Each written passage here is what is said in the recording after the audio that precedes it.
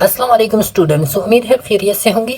आज हम शुरू करते हैं इंग्लिश की कोर्स का यूनिट प्रूफ रीडिंग। ओके, इस यूनिट में स्पेसिफिकली हम पढ़ेंगे प्रूफ रीडिंग क्या है, फिर प्रूफ रीडिंग और एडिटिंग में क्या फ़र्क है, फिर एडिटिंग में कौन कौन से स्टेप्स होते हैं और प्रूफ रीडिंग में कौन कौन से स्टेप्स होते हैं जहाँ से आपने गुजरना होता है, कौन से टिप्स हैं जो आपको प्रूफ रीडिंग आपकी प्रूफ रीडिंग को बेहतर बना सकता है। ओके, तो चलते हैं अपने लेक्चर की तरफ। लेकिन लेक्चर पे जाने से पहले आपसे रिक्वेस्ट है, अगर आप हमारे चैनल पे नए हो तो चैनल को ज़रूर सब्सक्राइब करें और इसको फ्रेंड्स के साथ ज़रूर शेयर करवाएं।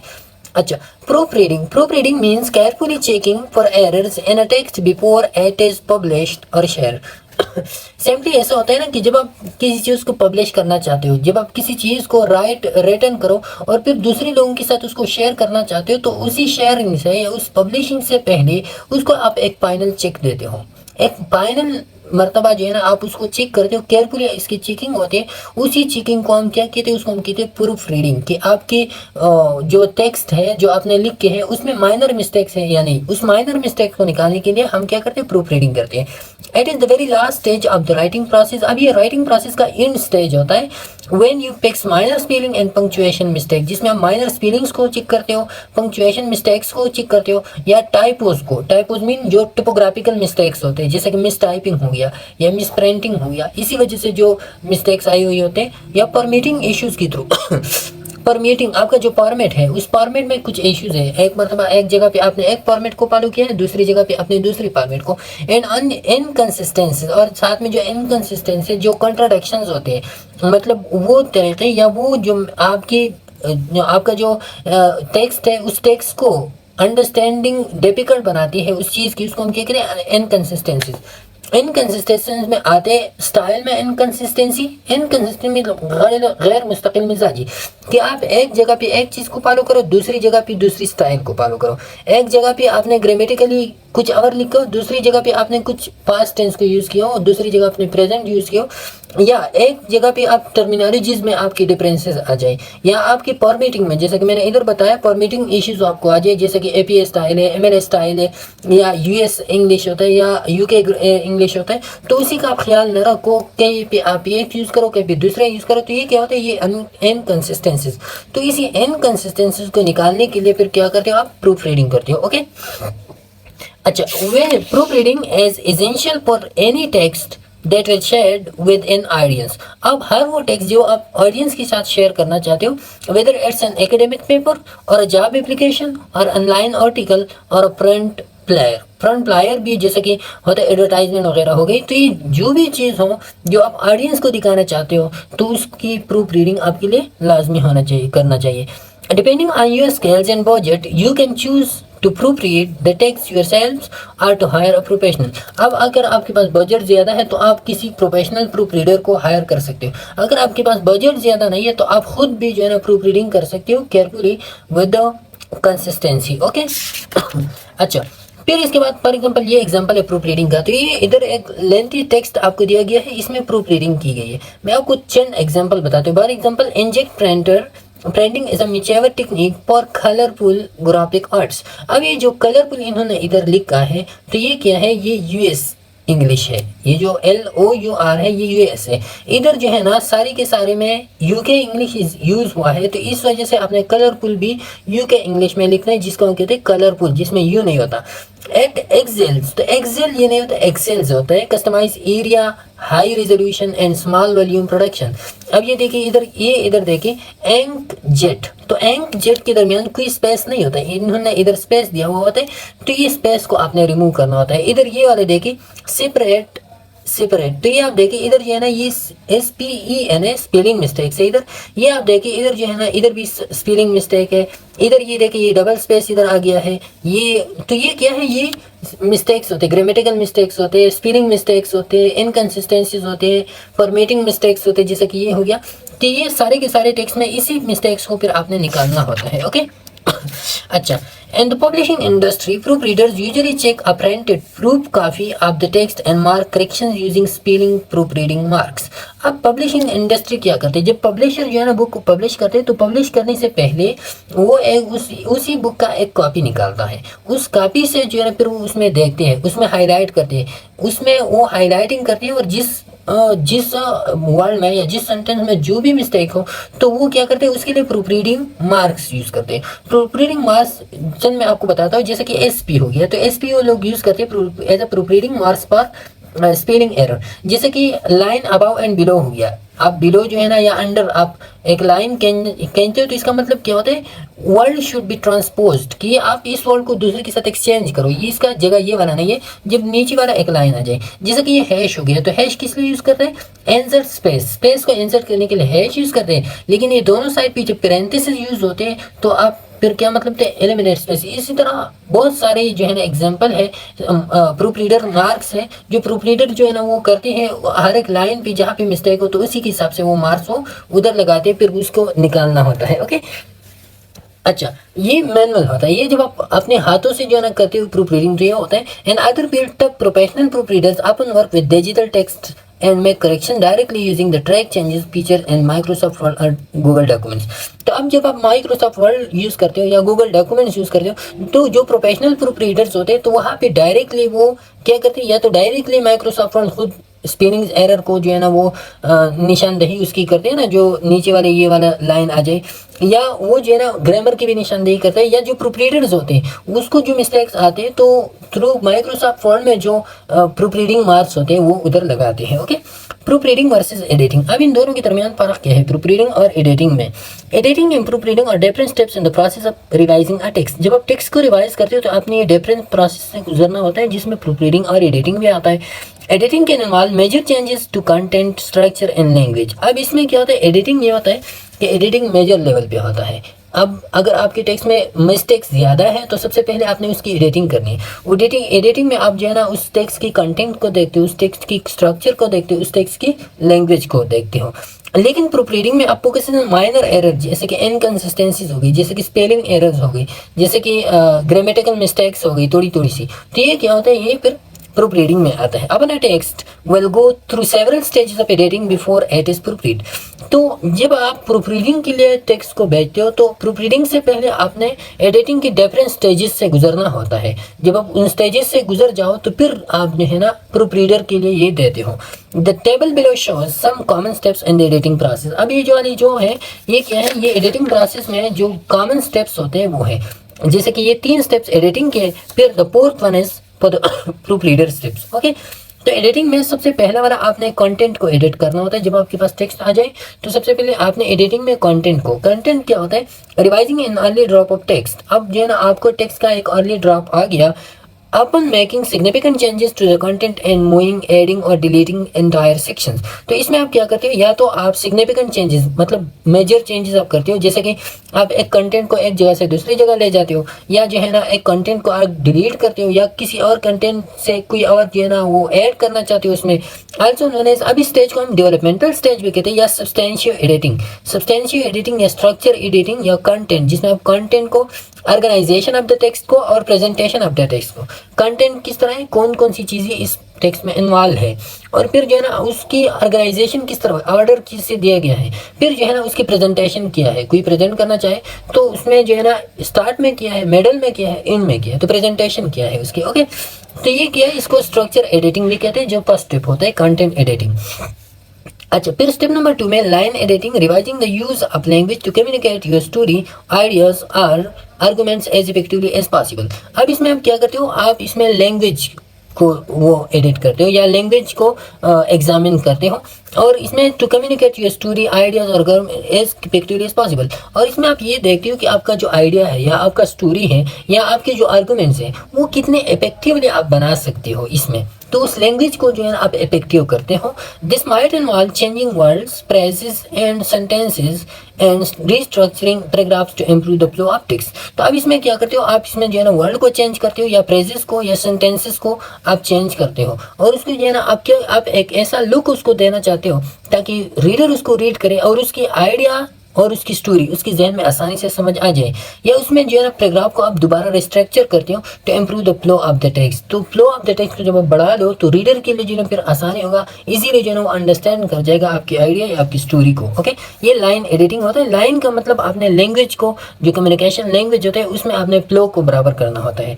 अच्छा, कॉपी एडिटिंग में क्या करना होता है, publishing polishing individual sentences to ensure correct grammar, clear sentence structure and stylistic consistency. अब इसमें आप क्या करते हो, इसमें जो है ना आप इंडिविजुअल जो सेंटेंसेस होते हैं उसको आप पॉलिश करते हो। पॉलिश का मतलब है उसको ग्रामेटिकली करेक्ट करते हो, उसकी सेंटेंस को आप क्लियर बनाते हो, कंसाइज बनाते हो, और फिर जो है ना आप उसकी स्टाइलिस्टिक कंसिस्टेंसी, उसके जो स्टाइल होते हैं, मतलब जैसे कि मैंने आपको बताया स्टाइलिस्टिक यूएस स्टाइल है या यूके स्टाइल है, तो आपने इसमें कंसिस्टेंसी लेके आना होता है। अपन following the rules of specific style guideline.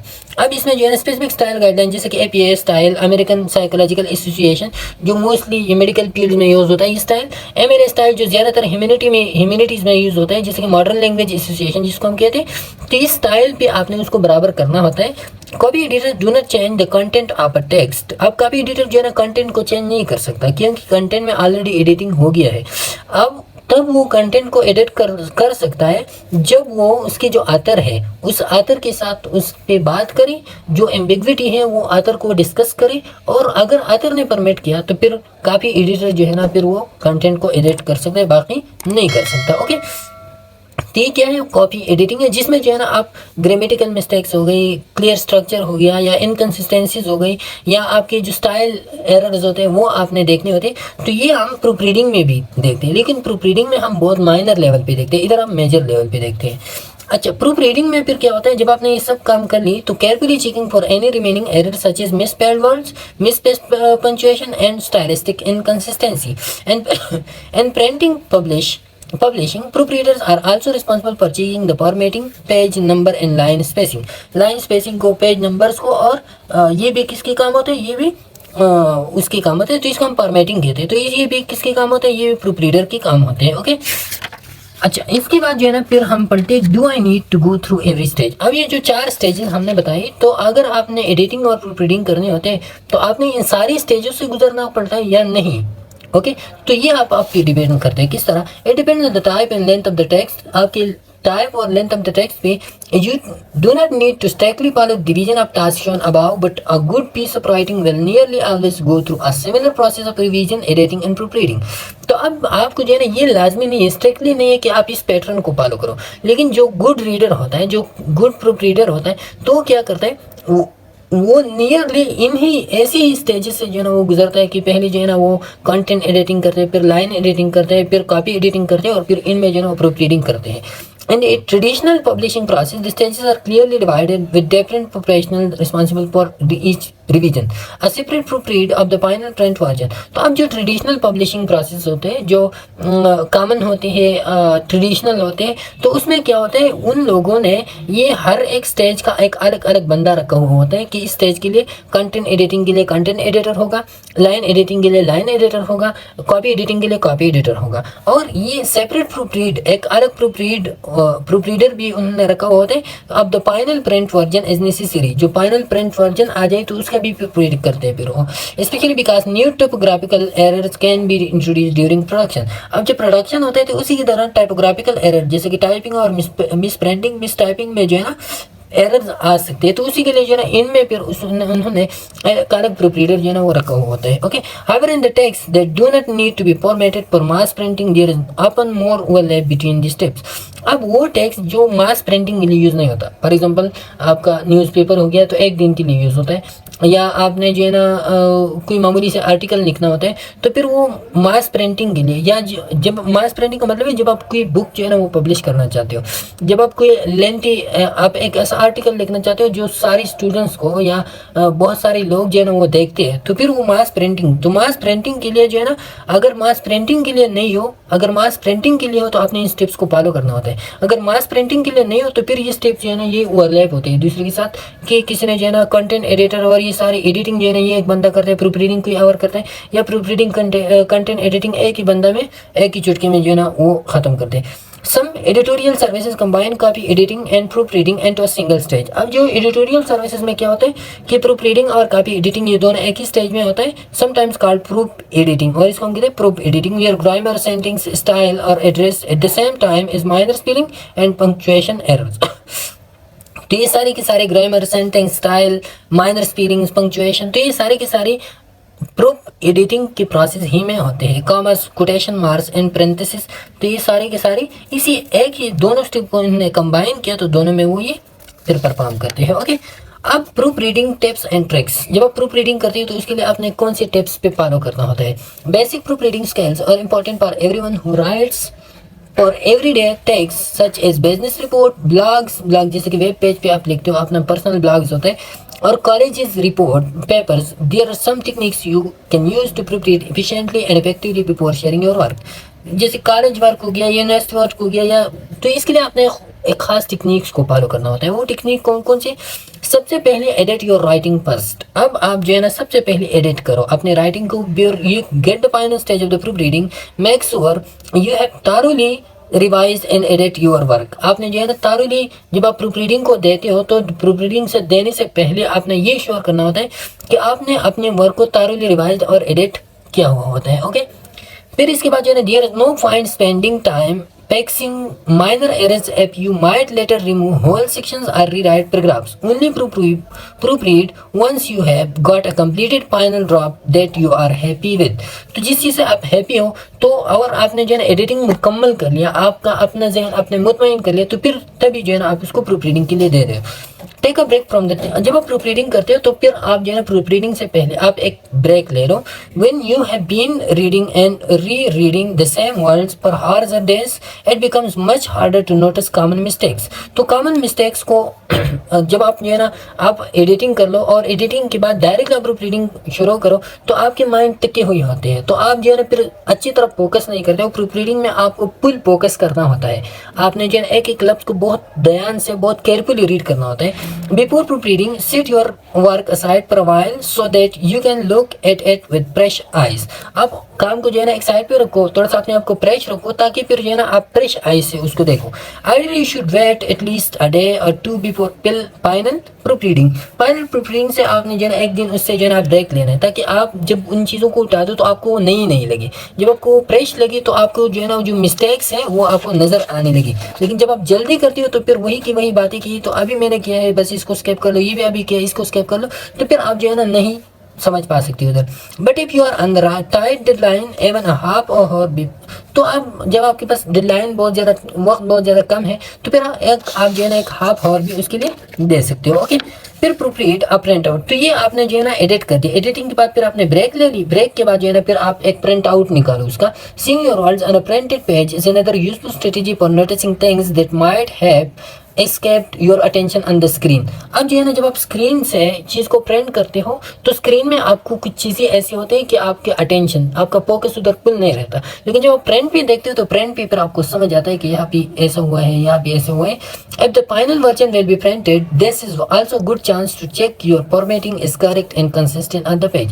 जब आप फाइनल पेज को आप प्रिंट पे लेके आओ तो फिर आपको फॉर्मेटिंग का भी पता चलता है। आपकी जो पेज है या पेज नंबर्स है या कुछ और मिस्टेक्स है, तो वो सारी की सारी कंसिस्टेंसी आपको पेज में नज़र आती है। Use digital shortcut while reading from print can help you spot errors and online proofreader can help you fix them efficiently.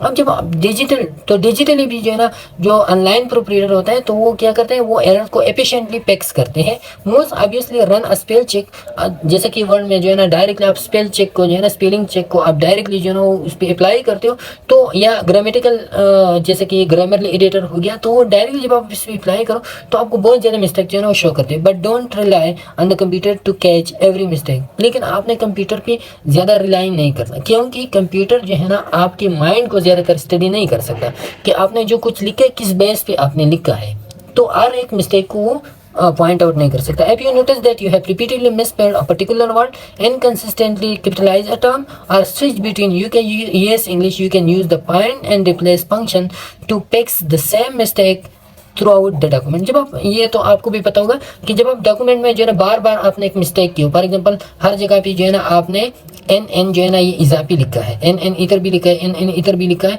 N इधर भी लिखा है, तो फिर आप ऐसा करो कि यहाँ पे जो है ना फाइंड एंड रिप्लेस, उधर एक ऑप्शन होता है, वहाँ पे आप क्लिक करो, फाइंड एंड रिप्लेस में आप एन को क्लिक करो, एन को सारी जितनी भी जगहों पे एन होता है तो वो एन आपको सेलेक्ट हो जाएगा। फिर आप डायरेक्टली डिलीट पे क्लिक करो तो सारे जगहों से जो है ना डिलीट वो खत्म हो जाएगा एन। Okay, be careful do and do not use replace all। अब जो है ना आप रिप्लेस ऑल को ज़्यादातर जो है ना यूज़ ना करो। ये कहता है ना कि आप डायरेक्टली ऑल को डिलीट ना करो, आप वन बाय वन को शुरू करो। आपने पॉइंट आउट कर ली, इसको डिलीट करो, फिर इसको डिलीट करो, फिर इसको, क्योंकि ये जो है ना आप हो सकता है click through the check every replacement to avoid accidentally adding more errors. आप हर एक को जो है ना अलग अलग से रिमूव करो, क्योंकि ऐसा ना हो कि आपसे जो है ना ज़्यादा एरर जो है ना वो आपसे ना आ जाए। Learn from your mistakes. आपने जो है ना फिर आप क्या करना है, अपनी मिस्टेक से आपने सीखना है। कैसी? Pay attention to the error that keep recurring in the text. जो अटेंशन या जो एरर्स होते हैं वो रिकर होते हैं आपके उसमें जो है ना बार बार वो आते हैं। This can help avoid them in future. तो आपको जो है ना आप अटेंशन दे दो कि ये एरर बार बार मेरे सामने आते हैं, तो फिर आप फ्यूचर में बिफोर द प्रूफ रीडिंग या बिफोर जब आप टाइप करते हो तो उसी वक्त उस मिस्टेक्स को आप निकालने की कोशिश करो। Knowing what to look out for is the most challenging part of proof reading. अब प्रूफ रीडिंग में क्या होता है कि आप ये जान लो कि आपने किस चीज़ को देखना है, क्या चीज़ आपने निकालना है। आपने स्पेलिंग को देखना है, आपने ग्रामेटिकल एरर्स को देखना है। तो सबसे पहले आप ये जान लो, you will probably notice obvious typos but subtle mistakes in grammar and punctuation can be harder to recognize। अब टाइपोज को मतलब टाइपिंग में मिस टाइपिंग हो गया या मिस प्रिंटिंग हो गया तो आप ऑब्वियसली आप वो मालूम कर सकते हो, लेकिन ग्रामर या पंक्चुएशन में जो माइनर मिस्टेक्स होते हैं तो उसका रिकग्निशन जो है ना बहुत डिफिकल्ट होता है। The table below shows some of the most common error to look out for. अब प्रूफ रीडिंग में आपने कौन कौन सी एरर को देखना होता है, उसमें सबसे पहले आपने spelling and word choice confusion between homophone, जैसे कि होमोफोन हो गया, देयर हो गया, डियर हो गया, दे आर हो गया। तो ये ऐसी बातें होती है ना कि इसमें जब आप कोई आपको बताता है, आप टाइप करते हो तो आपको ये मिस्टेक्स आपको आपके सामने आते हैं होमोफोन्स में। या मिस यूज आप डेफिनेट इंडेफिनेट आर्टिकल को आप यूज करो, जहाँ पे डेफिनेट होना चाहिए उधर आपने इंडेफिनेट लगा दिया। या मिस यूज आप प्रीपोजिशन, आपने किसी प्रीपोजिशन को गलत जगह पे यूज़ किया तो वो आपने सबसे पहले निकालना है। फिर misplace punctuation, missing or misuse commas, confusion between hyphens, em dash और en डैश। तो em डैश क्या होता है, em डैश हाइफन सबसे छोटा होता है, फिर इसके बाद जो है ना en डैश होता है और फिर इसके बाद जो है ना साइज होता है em डैश। ये तो em सबसे बड़ा डैश होता है, तो ये होता है, ये डैशेस होते हैं। आपने हर एक जगह पे जो है ना अलग अलग डैश यूज़ होता है, तो आपने सीखनी है। अगर कहाँ पे गलत यूज़ हुआ है तो आपने निकालने। इनकरेक्ट यूज़ ऑफ एपोस्ट्रोफीज, आपने एपोस्ट्रोफीज को जो है ना सही जगह पे जो है ना वो इस्तेमाल करना होता है। ओके, स्टाइलिस्टिक इनकन्सिस्टेंसीज में कौन से आते हैं, फॉर एग्जाम्पल आपने जो है ना यूएस को मिक्स कर दिया तो ये स्टाइलिस्टिक इनकंसिस्टेंसी है। इनकंसिस्टेंट कैपिटलाइजेशन ऑफ टर्म्स और टाइटल को आपने इनकंसिस्टेंट, एक जगह पे जो है ना आपने नेम को जो है ना वो कैपिटल किया, दूसरी जगह पे आपने नहीं किया है, दूसरी जगह पे फिर किया है, तो ये इनकंसिस्टेंसी इन कैपिटलाइजेशन है। Inconsistency treatment of numbers, treatment मतलब सोल्यूशन ऑफ नंबर्स हो कि आपने जो है ना एक जगह पे एक चीज़ का एक तरह से सोल्यूशन निकाला है, दूसरी जगह पे दूसरी तरह से सोल्यूशन निकाला है, ठीक है, ये इनकंसिस्टेंसी है। फॉर्मेटिंग इश्यूज में क्या होता है, इनकरेक्ट फॉर्मेटिंग अब कोटेशन एंड साइटेशन। अब जो है ना कोटेशन और साइटेशन की जो फॉर्मेटिंग होना चाहिए वो आपने क्या किया, गलत लिखा है। जैसा कि कोटेशन किस चीज़ को कहते हैं, जैसे कि using idea of another author, किसी और ऑथर का आइडिया जो है ना जब आप यूज़ करते हो तो उसी को हम क्या कहते हैं, उसी को हम कहते हैं साइटेशन। और साइटेशन कोटेशन ये होता है using exact words of another author. जब आप किसी एग्जैक्ट वर्ड जब आप यूज़ करते हो तो उसको हम कोटेशन कहते हैं। साइटेशन हम मोस्टली कहते हैं कि एक तरह के रेफरेंस ये होता है कि आप दूसरे ऑथर की आइडिया को यूज़ करो, साइटेशन जिसको हम कहते हैं ना। और कोटेशन हम क्या कहते हैं, कोटेशन जब आप किसी और ऑथर के एग्जैक्ट वर्ड को यूज़ करो तो उसको हम कोटेशन कहते हैं। तो आप कोटेशन का एक अलग फॉर्मेट होता है, साइटेशन का एक अलग फॉर्मेट होता है, तो दोनों को आपने मिक्सअप नहीं करना होता। Inconsistent paragraph, indentation and spacing. अब जो है ना कहीं पे आपने इंडेंट किया पैराग्राफ को, कहीं पे नहीं किया है, कहीं पे आपने पैराग्राफ को स्पेस एक स्पेस दिए, कहीं पे दो स्पेस दिए, तो ये इनकंसिस्टेंसी है। Missing or misplaced page numbers, headers and footers. अब जो है ना पेज नंबर्स को आप मिसप्लेस करो या हीडर फुटर को जो है ना आप मिसप्लेस करो, तो ये सारे के सारे फिर आप फॉर्मेटिंग इश्यूज में आप निकाल सकते हो। ओके, तो ये था आज का lecture about the proof reading. Proof reading में आपने कौन कौन सी स्टेप्स को फॉलो करना है और एडिटिंग में आपने कौन कौन सी स्टेप को फॉलो करने हैं। उम्मीद है आपको समझ आ गया होगा। इंशाल्लाह फिर नेक्स्ट लेक्चर पर मुलाकात होगी, तब तक के लिए इजाज़त दीजिए। अल्लाह हाफिज़।